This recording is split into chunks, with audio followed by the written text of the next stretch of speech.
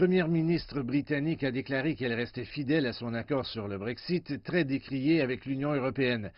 Theresa May, qui a maintenant été battue à 2 reprises, a exhorté les députés à garder l'accord en vie en rejetant le Brexit sans accord.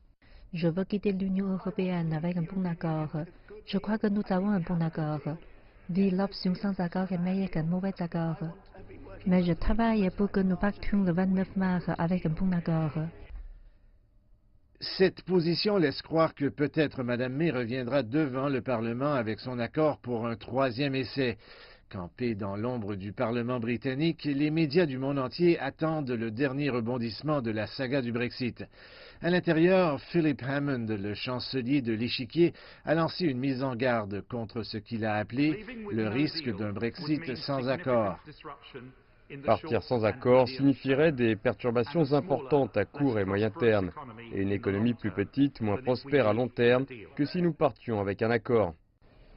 Cependant, ce qui est intéressant, c'est que, lorsque le risque est tel, la première ministre devrait autoriser un vote libre sur le Brexit sans accord.